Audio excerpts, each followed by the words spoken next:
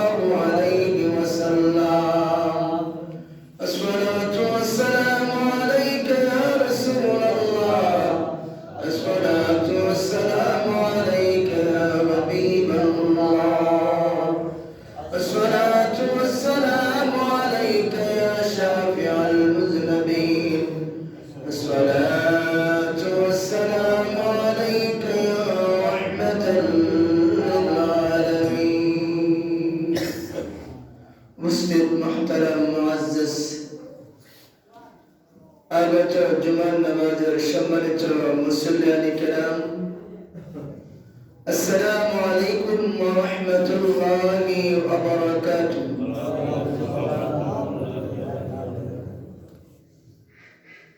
আমরা আল্লাহ পাকের দরবারে শুকরিয়া আদায় করি যে মহান রব্বুল আলামিন আমাদেরকে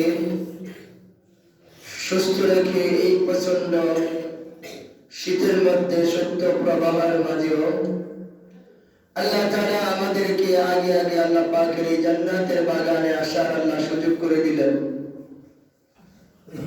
এজন্য আমরা আল্লাহ পাকের দরবারে শুকরিয়া আদায় করি, সকলে আলহামদুলিল্লাহ।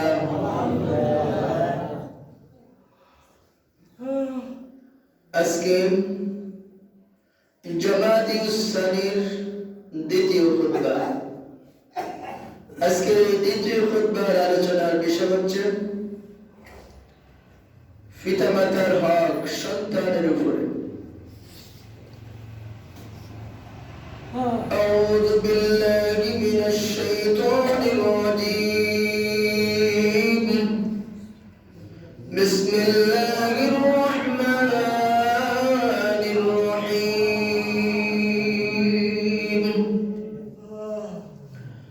وقضى ربك ألا تعبدوا إلا إياه وبالوالدين إحسانا. إما يبلغن عندك الكبر أحدهما أو كلاهما فلا تقل لهما أف ولا تنهرهما وقل لهما قولا كريما اخفض لهما جناح الذل من الرحمة وقل رب ارحمهما كما ربياني صغيرا. صدق الله العظيم. সম্মানিত মুসল্লিয়ান কিরাম, যে আয়াতটুকু নিয়েছি আল্লাহ তাআলা বলতেছেন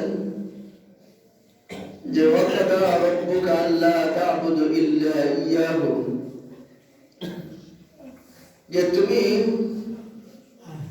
একমাত্র ইবাদত করবে রবের, তোমার রবের ব্যতীত আর কারো তুমি রব হিসেবে গণ্য করো না, রব মানো না, অন্য কারো ইবাদত করো না। কারণ মানুষ দুনিয়াতে সূর্যকে খোদা মানে। দুনিয়াতে এমন একটা জাতি আছে যারা সূর্যকে খোদা মানে, যারা আগুনের পূজা করে, যারা গাছের পূজা করে, যারা চন্দ্রের পূজা করে, আবার আছে মূর্তির পূজা করে। এই জন্য আল্লাহ তাআলা বলতেছেন যে তোমরা আল্লাহ ব্যতীত, তোমার রব ব্যতীত আর কারোর কি করিও না, কারোর প্রতি কাউকে রব মেনো না। তোমার রিজিক এবং হায়াত এবং মওতের মালিক একমাত্র রব, তার তুমি কি করো, তার ইবাদত করো। এরপর আল্লাহ তাআলা বলতেছেন যে তুমি তোমার পিতামাতার সাথে তুমি তোমার রবের আদেশগুলো পালন করবে, রবের হুকুম আহকামগুলো মানবে, আইন মানবে। এরপরে আমার আদেশ হচ্ছে, আল্লাহ পাক বলতেছেন যে আমার নির্দেশ হচ্ছে যে তোমরা কি করো, তোমার পিতামাতার প্রতি, তোমার পিতামাতার সেটা খেদমত করো। তুমি তোমার পিতামাতার সাথে সুন্দর ব্যবহার করো। তারা যদি উভয় অবস্থা, বৃদ্ধ অবস্থায় পৌঁছে তোমাদের সামনে, অর্থাৎ পিতামাতা যদি বৃদ্ধ হয়ে যায়, তাহলে তাদের সেবা শুশ্রূষা করো, তাদের খেদমত করো। আর তোমাদের কথার দ্বারা তাদেরকে কষ্ট দিও না, তাদেরকে বর্ষনা করিও না, গালি দিও না, তাদের সাথে তোমরা অশব্দ ব্যবহার, সামনে অশব্দ ব্যবহার করিও না। তাদের মধ্য থেকে কেউ যদি একজন বিদায় হয়ে যায় তাদের জন্য দোয়া করবা। অর্থাৎ উভয় যদি দুনিয়া থেকে তোমার পিতামাতা মরে যায়, চলে যায়, তুমি তাদের জন্য দোয়া করবা। দোয়া করবা যে শৈশবকালে অর্থাৎ শিশুকালে আমার পিতামাতা আমাকে যেইভাবে লালন পালন করছে, আদর স্নেহ ভালোবাসা দিছে,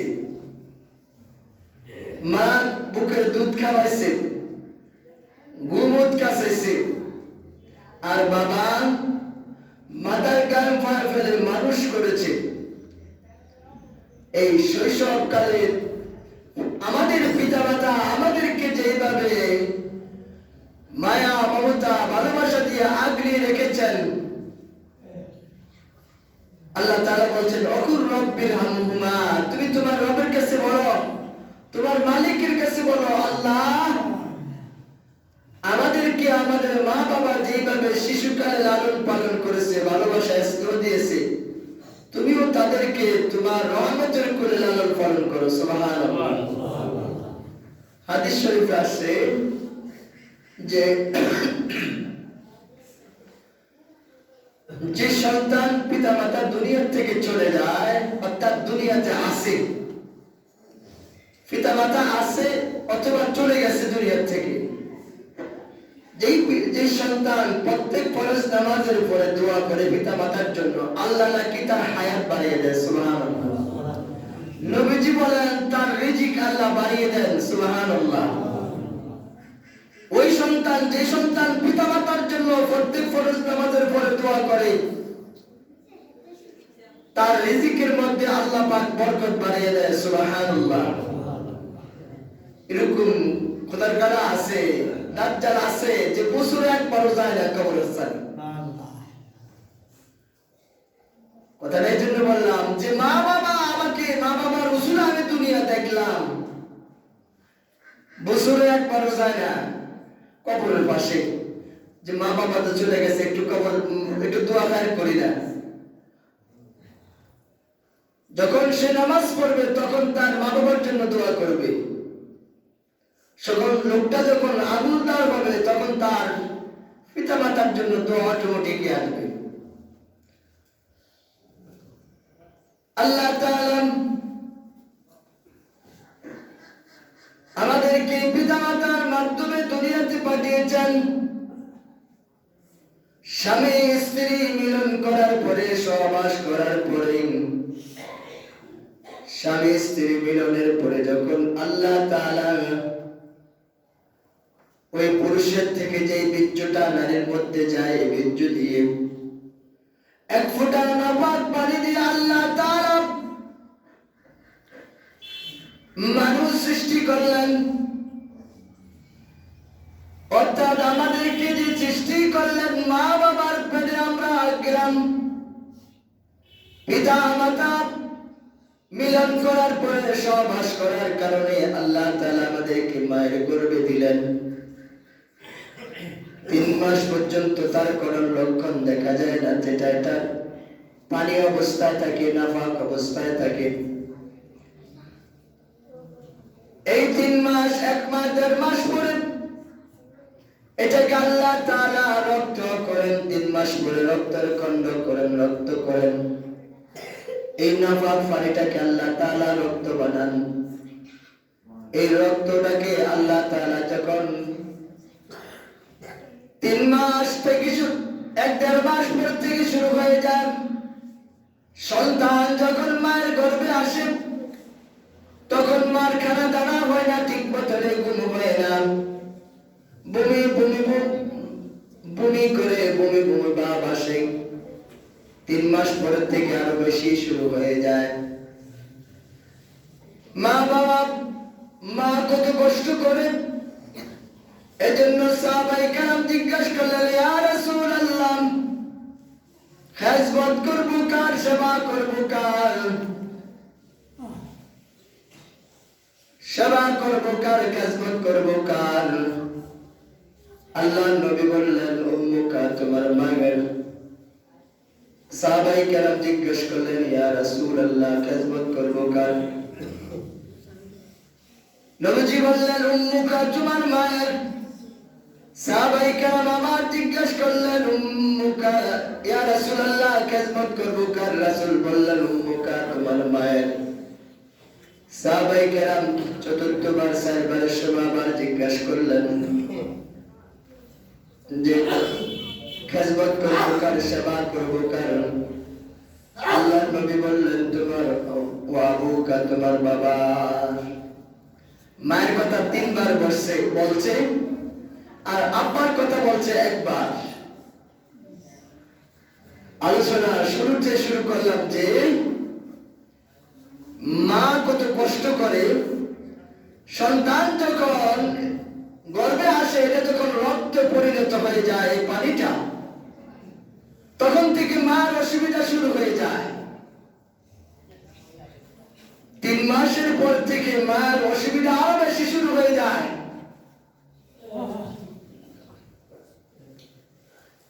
রাসূল বলছেন তোমার মা তোমার জন্য কি কষ্ট করছে, তুমি যদি প্র্যাকটিক্যাল দেখতে চাও তাহলে তোমার গর্ভবতী স্ত্রীর দিকে তাকাও। সুবহানাল্লাহ। রাসূল কেমন এক্সাম্পল দিলেন যে তুমি যদি মনে করো যে তোমার মা তোমার বাবা কিছু করে নাই, তোমার মা তোমার জন্য কতটুকু কষ্ট করছে, কতটুকু সেবা তোমার জন্য করছে, তুমি যদি এটা অনুভব করতে চাও প্র্যাকটিক্যাল, তুমি তোমার গর্ভবতী স্ত্রীর দিকে তাকাও। সুবহানাল্লাহ। আমরা যারা বিয়ে শাদী করছি, আমাদের সন্তান হয়েছে, আমাদের এই সন্তান যখন আমাদের স্ত্রী গর্ভে ছিল, তার যখন 3 মাস 4 মাস, প্র্যাকটিক্যাল কথা বলতেছি, 4 মাস 5 মাস 6 মাস 7 মাস আপনি ঘুমাইতে আছেন, কিন্তু সে ঘুমাইতে আসে না, কারণ পেটে ব্যথা করে, কানে ব্যথা করে, কারণ আপনি 3 মাস পর থেকে মিন্স বন্ধ হয়ে যায়। মিন্স বন্ধ হয়ে যাওয়ার কারণে কিছু ব্যথা শুরু হয়। অনেক সময় লাইয়া মুসরা পেটে ব্যথা করে, কানে ধরে, কানে ব্যথা শুরু করে, কি প্রচন্ড ব্যথা। যখন বাচ্চা আস্তে আস্তে বড় হতে থাকে, এই গর্ভের থেকে যখন বাচ্চাটা রক্ত থেকে যখন মানুষের আকৃতি ধারণ করে বড় হয়ে যায়, এই গোস্তের পিণ্ডে পরিণত হয়। এটাকে আল্লাহ তাআলা হাত দেন, পা দেন, চক্ষু দেন, রূহ দেন।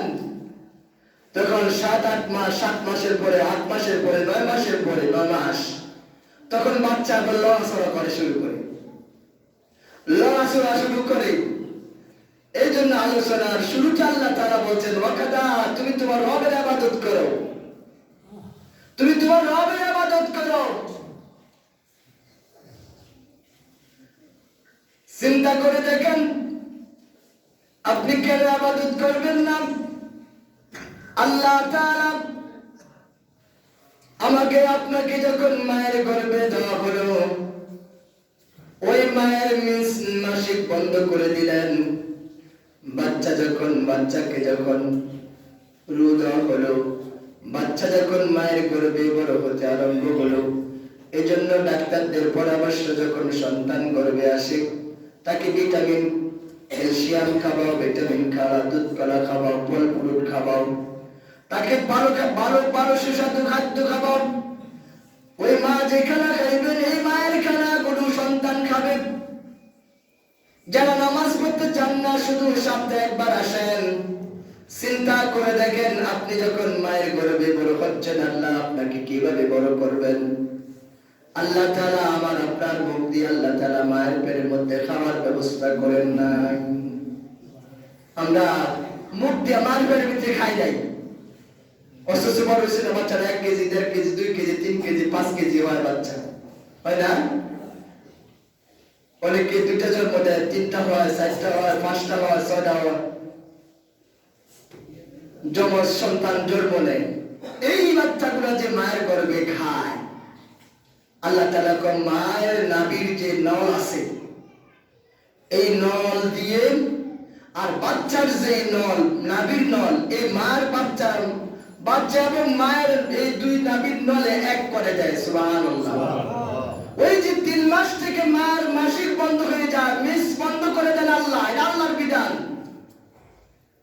মা যত খানা খায়, মা যত যা খায়, এই রক্তগুলো মিন্সের এই নাপাক, মিন্সের এই নাপাক পানিগুলো, ময়লাগুলো ওই বাচ্চার এই নাভি দিয়ে খানার ব্যবস্থা করে দিচ্ছেন। সুবহানাল্লাহ।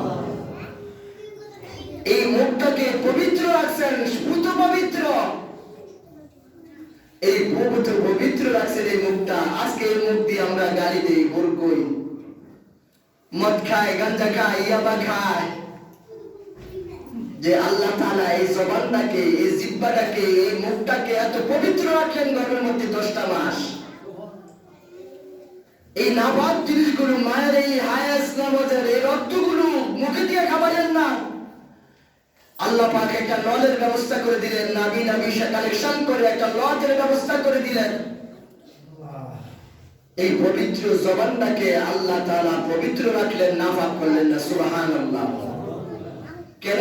এই বান্দা কোরআন পড়বে, আল্লাহকে ডাকবে, নবীকে ডাকবে। সুবহানাল্লাহ। সাহাবায়ে কেরাম বললেন, ইয়া রাসূলুল্লাহ, মার কথা 3 বার বলা হলে বললেন, বাবার কথা 3 বার বললেন। আল্লাহর নবী বলেন, ও আমার সাহাবারা, মা শুধু 10 মাস 10 দিন ফেলে ধারণ করে না।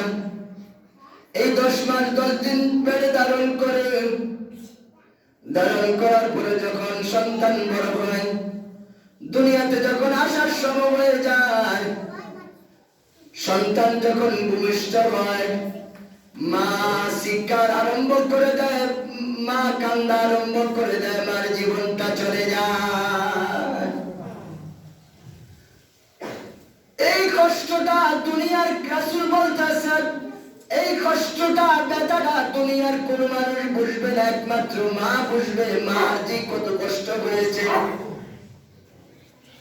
ও সাহাবায়ে কেরাম, এই যে 10 মাস 10 দিন গর্ভে রাখলেন, সন্তান ভূমিষ্ঠ হলে দুনিয়াতে আসার সময় মা এত কষ্ট করলেন।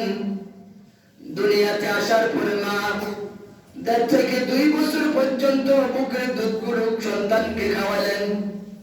শুধু দুধ খাওয়ার নাই, ও শুধু দুধ খাওয়ার নাই।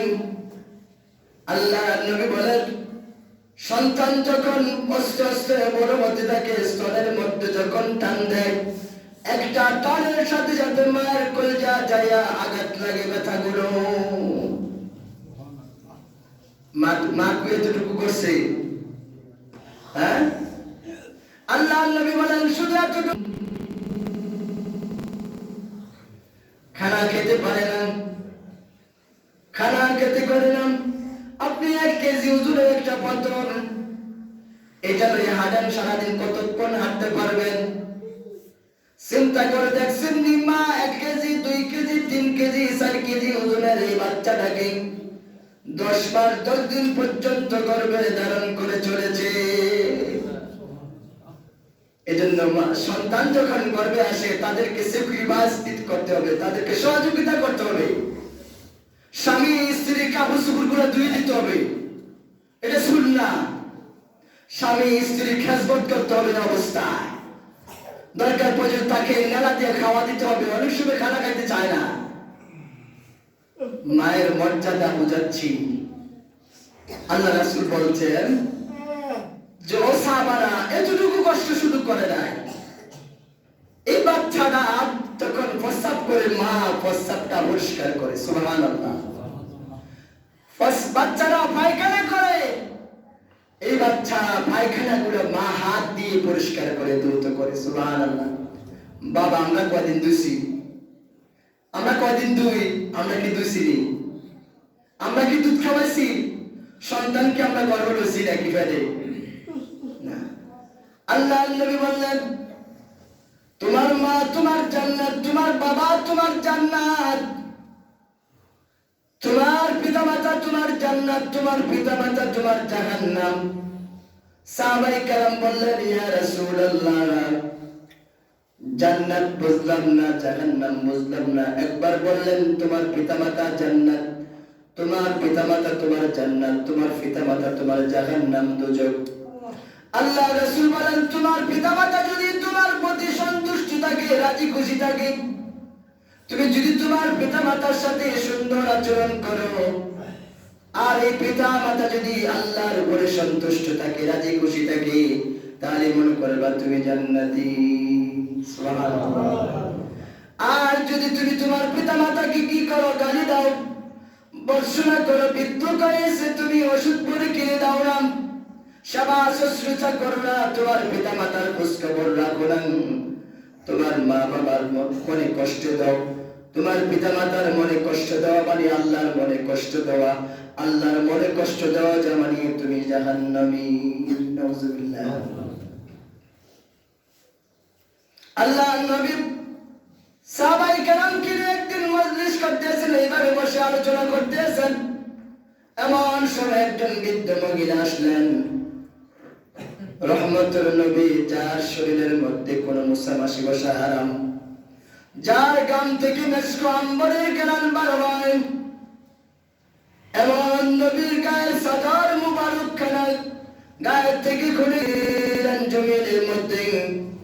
বৃদ্ধ মহিলা এই চাদরের মধ্যে বসলেন, নবীজি কানে কানে কাছে যে কতক্ষণ আস্তে আস্তে কথা বললেন, পরে মহিলা চলে গেলেন।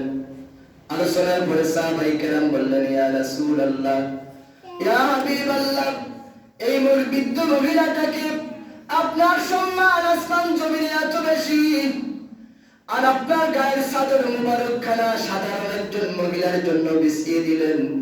ওই মহিলা তুলি বাড়ি নিয়ে চাদরের মধ্যে বসলো। ইয়া রাসূলুল্লাহ, এই মহিলাকে তোমরা চিনতে পারলাম না। আল্লাহ নবী কেঁদে দিলেন, চোখের পানিগুলো পড়তে আছে। আল্লাহ নবী বললেন, ও আমার সাহাবারা, ইনি হচ্ছেন আমার দুধমা হালিমা, আমাকে যিনি ইদ্দাত থেকে 2 বছর দুধ খাওয়াইছেন, ওই হালিমাতুস সাদিয়া আমার হচ্ছেন দুধমা। সুবহানাল্লাহ। ও সাহাবারা, আমার মা কি আমার কাছে হকদার না?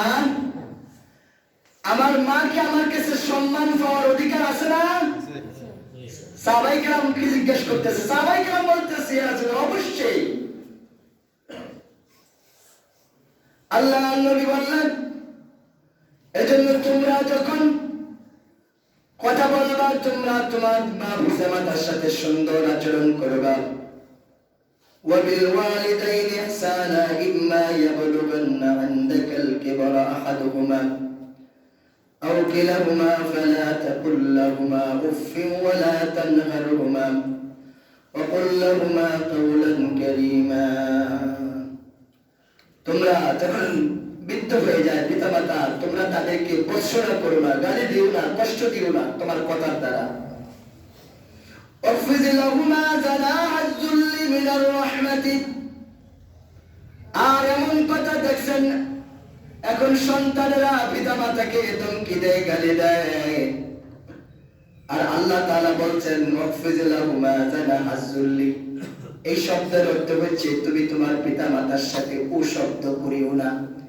তোমার জ্বর হয়েছে, পুরা কাশি হয়েছে, তোমার মাথা ব্যথা করতে আছে, তুমি পাও কেটে গেছে, তোমার বোড়া হয়েছে শরীরে, তুমি অসুস্থ, এই অবস্থা পিতামাতার সাথে তুমি মুখ শব্দ করিও না। আল্লাহর কথা, সুবহানাল্লাহ। যদি তুমি অসুস্থ অবস্থা পিতামাতার সামনে তুমি করলাম, আল্লাহ কয় যে পিতামাতার কলজাতে সন্তানের এই ব্যথাটা লাগে, পিতামাতার কলজা আঘাত লাগে যে আমার সন্তান কষ্ট পাচ্ছে। সুবহানাল্লাহ। এই যখন তুমি পিতামাতার সামনে কথা বলবা, তুমি যখন অসুস্থ হবা, ও শব্দ পিতামাতার সামনে করিও না। সুবহানাল্লাহ। ও শব্দ করতে মানে হচ্ছে আটকা মারে। অনকা পিতামাতার গায়ে হাত তোলে সন্তানেরা। মুসা আলাইহিস সালাতু ওয়াস সালামকে আল্লাহ দরবারে বললেন, ও মুসা, তোমার সাথে জান্নাতে একজন পুরুষ হবে, জান্নাতি তোমার সঙ্গী হবে, বন্ধু হবে, সাথী হবে। সে হচ্ছে কসাই, গোশত কাটে, গোশত বিক্রি করে, গোশত কসাই।